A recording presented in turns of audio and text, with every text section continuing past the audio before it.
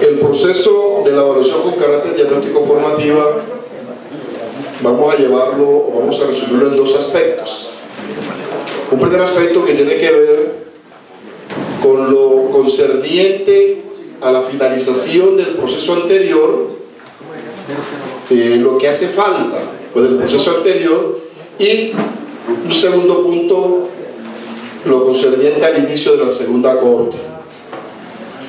En el primer caso, el punto que más le inquietaba a los maestros de la primera corte y a este ejecutivo, lógicamente, era el del retroactivo a enero del 2016. El gobierno, en la primera reunión que hicimos a finales de enero, se comprometió con nosotros en que enviaría los recursos a las regiones, y efectivamente no solamente envió los recursos, sino que envió una circular a todos los entes territoriales certificados, donde les anunciaba que ahí enviaba los recursos para la nómina de enero para la cancelación de ese retroactivo a más tardar el 15 de febrero. Nosotros creemos que puede ser al 30. Pero en el desarrollo de ese pago encontramos que hubo regiones que nos comunicaron y nos demostraron que los recursos no le llegaron. Fue así como municipios como Magallanes, Bolívar, por ejemplo, los compañeros nos mandaron la certificación de la Secretaría de Educación que efectivamente los recursos no habían llegado. Con base en eso, el Ejecutivo se puso en contacto con el viceministro de una vez. Eso fue la semana pasada, el día jueves, miércoles o jueves, y nos respondió en el día de hoy. Ya tenemos la comunicación en el correo, nosotros que efectivamente hubo algunos entes que no les mandaron los recursos, pero que estaba corroborando eso, y tan pronto tuviera el dato preciso nos los enviaba el Ejecutivo para saber cuáles fueron los que exactamente le hizo falta al envío del recurso, pero que el compromiso es enviárselo si no hay ningún inconveniente. Entonces creo que queda claro eso. Hubo algunos compañeros aquí en Cundinamarca siempre se con ese problema, bueno, pero entonces esa es la razón. Hasta hoy nos envió la respuesta, estamos esperando el fin de semana. En segundo lugar, el proceso que tiene que ver con los cursos. Hubo un total de 8.400 maestros que debían ir a curso a nivel nacional. 8.400. De esos 816, casi un 10%, presentaron algunas dificultades con las universidades que les asignaron, por intermedio, pues, lógicamente, del ICETEX. Y estas dificultades, lógico, tienen que ver con unos requisitos que el ICETEX le exige al compañero, al maestro. Y entre sus requisitos estaba el codeudor. ¿Por qué? Porque ese es un crédito condonable, es la figura que utiliza el gobierno para ello. Entonces, por ser un crédito condonable, tiene que presentar el codeudor. Algunos compañeros, o estos compañeros, los presentaron, fueron rechazados por la circunstancia que fueron 1 y 2 veces. ¿Qué orientó el gobierno o el ICETEX en ese sentido? Que pagaran entonces el valor del curso para que lo pudiesen hacer siempre y cuando estuviesen en el listado respectivo. Nosotros, la comisión, por orientación del Ejecutivo, le propuso al gobierno que si esa era la salida, listo, pero que se comprometiese el gobierno o las universidades, ¿cierto? Y con nosotros el gobierno, a que finalizado el proceso a los compañeros le reembolsaran el 70% correspondiente. Eso quedaron en consultar. Exactamente. ¿Por qué? Porque el proceso es: el ministerio le diera los recursos al ICETEX, el ICETEX le paga a las universidades, porque ni el ministerio ni el ICETEX le puede devolver parte al maestro, lo tiene que hacer la universidad. Entonces se comprometieron que iban a hacer la diligencia sobre esa propuesta que le hicimos, y que esperamos que la hayan acogido como tal, para que los compañeros no tengan, pues, digamos, ese esa dificultad y puedan pues, contar con sus recursos al finalizar el proceso. No es antes, sino al finalizar el proceso. Para la segunda corte,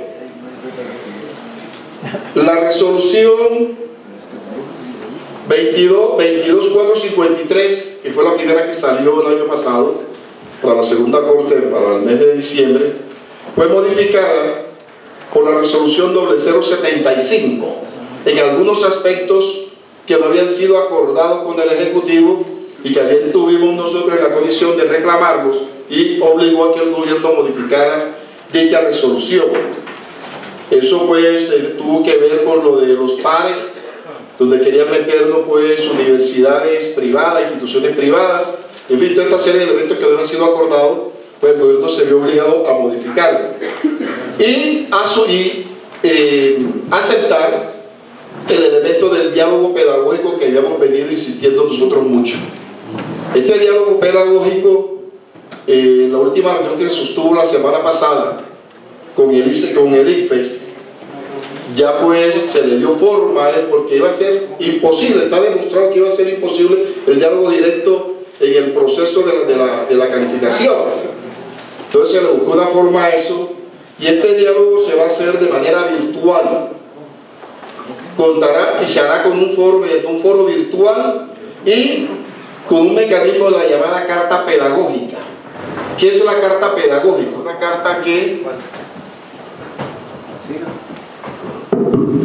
carta que el par le enviará al maestro tan pronto le hace la evaluación con algunos interrogantes. El maestro si quiere la responde, si no quiere no la responde. Y si quiere va al foro, si no, no pasa nada. Pero de todas maneras se habilita, queda habilitado para que pueda participar y responder ante la inquietud que el par le plantee cuál es su punto de vista sobre el particular. En este momento ya está el link, colgado el link de Maestro 2025 para que allí puedan consultar los compañeros que se inscribieron si han tenido alguna dificultad o algún error en la inscripción. Para modificar el error que hayan tenido, pues de pronto al digitar, qué sé yo, el grado, el número, la letra, se equivocaron, etcétera, puedan modificar eso. Puedan consultar ahí en ese link por una vez sus evaluaciones de desempeño, si están o no están de acuerdo con ella, cuál le hace falta. Y esta evaluación de desempeño, lógicamente, si le hace falta alguna, pues ir a su ente territorial o ante su rector para que le den respuesta sobre el particular, si es que la tiene el rector, si no se la ha hecho, la perdió, qué sé yo, resolver esa situación de manera que cuando el proceso ya entre en su desarrollo, no vaya al final de cuentas para ser el maestro que no tiene pues la evaluación de desempeño y por lo tanto su calificación le aparezca muy por debajo de ella.